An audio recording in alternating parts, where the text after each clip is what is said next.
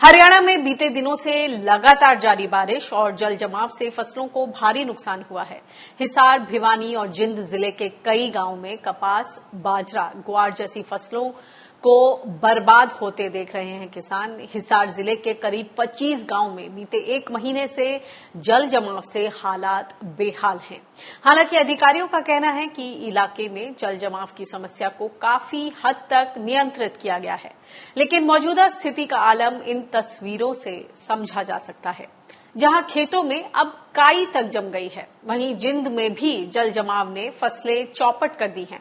इनमें वे किसान भी प्रभावित हैं जिन्होंने मेरा पानी मेरी विरासत योजना के तहत धान की जगह अन्य फसलों की खेती की, जिसके बदले सरकार ने प्रति एकड़ 7,000 रुपए देने की घोषणा की थी।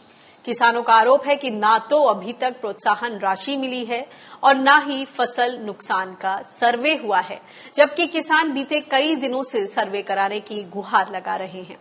जब तक सर्वे नहीं होगा, ना तो किसानों को प्रधानमंत्री फसल बीमा योजना का फायदा मिलेगा और ना ही राज्य सरकार की तरफ से मुआवजा।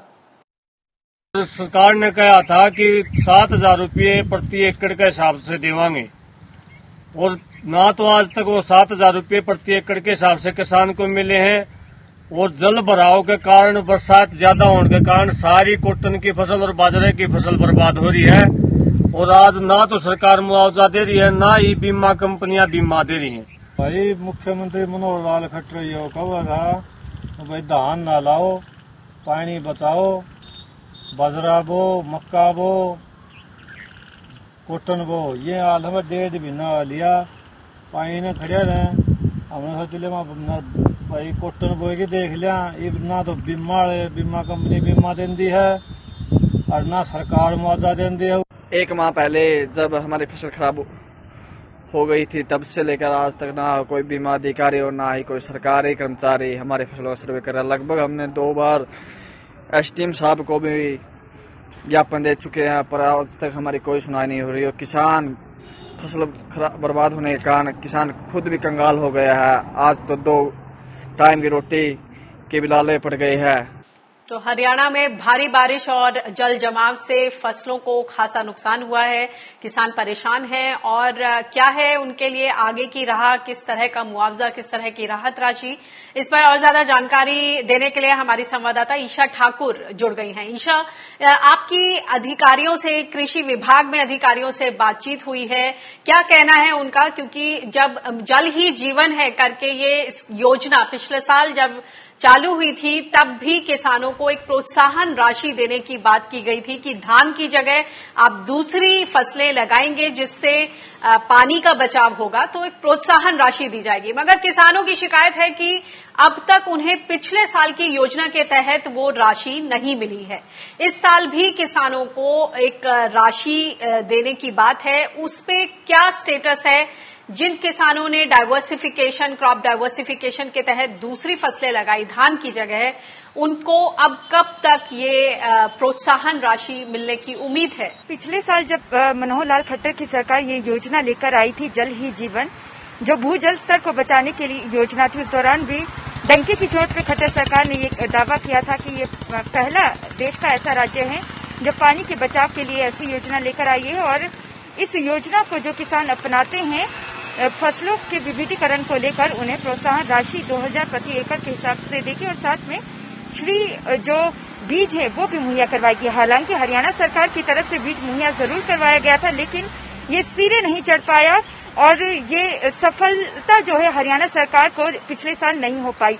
उसी योजना को बदलकर नाम मेरा पानी मेरा विरासत योजना दे दिया गया और इस साल लेकर आए। जिस तरीके से इस वक्त मानसून सक्रिय है, सभी जगह बारिश हो रही है, लेकिन जो सूची के जो खट्टर सरकार है उनके खेतीबाड़ी विभाग ने जो जारी की है, उसके अनुसार 17 ऐसे जिले हैं हरियाणा के जहां पर सरकार पहले ये दावा कर रही थी कि 1 लाख हेक्टेयर में ये फसलों का विविधीकरण अपनाया गया है। लेकिन जब सरकार ने जमीनी स्तर पे वो मुआयना किया तो 20,420 हेक्टेयर ही ऐसी जमीन मिली है इन 17 जिलों में जहां पर फसलों के विविधीकरण को अपनाया गया है, यानी कि धान की फसल की जगह कपास, मक्का, बाजरा, दलहन की जो बिजाई की गई है। ऐसे में सरकार की तरफ से कहा जा रहा है कि 10 दिनों के भीतर जो 7,000 प्रति एकड़ प्रोत्साहन राशि देने का वादा किया गया था, उसकी पहली किस्त 2,000 प्रति एकड़ रुपए किसानों के खाते में 10 दिनों के भीतर दे दी जाएगी। ये जो मुआवजे, जो प्रोत्साहन राशि का आंकड़ा हमें दिया गया है कृषि विभाग की तरफ से, वो बताया गया है कि 10,21,000 रुपए ये 17 जिलों के किसानों को दिया जाएगा, लेकिन अभी राशि नहीं दी गई है। 10 दिनों का इनकी तरफ से कहा गया है कि 10 दिनों के भीतर दे दी जाएगी। जो बाकी 5,000 रुपए है वो जब जो फसल है जो पक जाएगी तब दी जाएगी।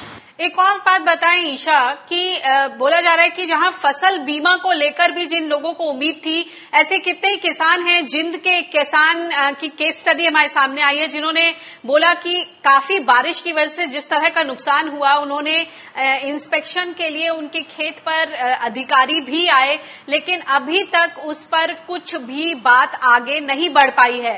फसल बीमा को लेकर किसानों को किस तरह की जमीनी दिक्कतें पेश आ रही हैं, उस पर क्या अपडेट? जी, कृषि अधिकारियों का कहना है कि अगर मौसम या किसी और वजह से किसानों की फसल खराब हो जाती है तो 72 घंटे का समय दिया गया है। 3 दिनों के भीतर किसान खेतीबाड़ी विभाग के पास जाकर ये सूचित कर सकता है कि उनकी फसल का नुकसान हुआ है। जैसे फसलों की विविधीकरण को लेकर सरकार ने कहा है कि प्रोत्साहन राशि दी जाएगी।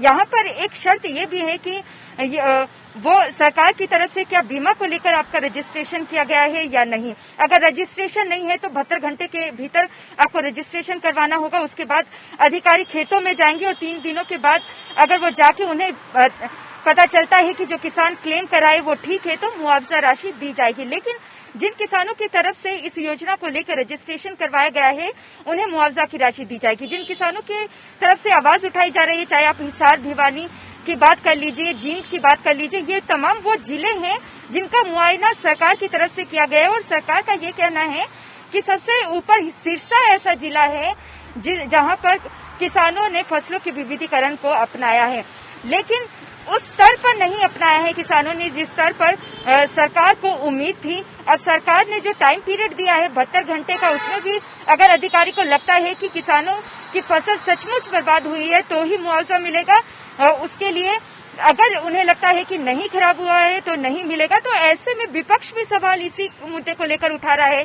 26 तारीख को हरियाणा विधानसभा का सत्र भी बुलाया गया है, मानसून सत्र, और विपक्ष की तरफ से कहा गया है कि किसानों का ये जो भी मुद्दा है इसको जरूर उठाया जाएगा। और जो ये मेरा पानी मेरी विरासत योजना है इसको लेकर हाईकोर्ट में भी किसानों ने एप्लीकेशन डाली है, तो मामला विचाराधीन है।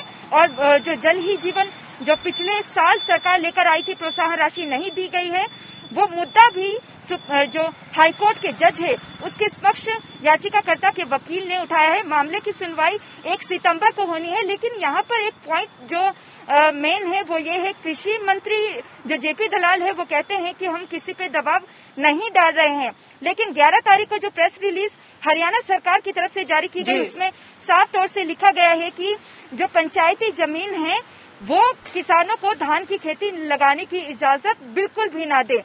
वही पंचायती जमीन पर जहाँ पर जो किसान खेती कर रहे हैं वो हाईकोर्ट पहुंचे हैं। तो किसानों का जो आरोप, जी माफ कीजिएगा, समय की पाबंदी है। बहुत बहुत शुक्रिया इस अपडेट के लिए, थैंक यू।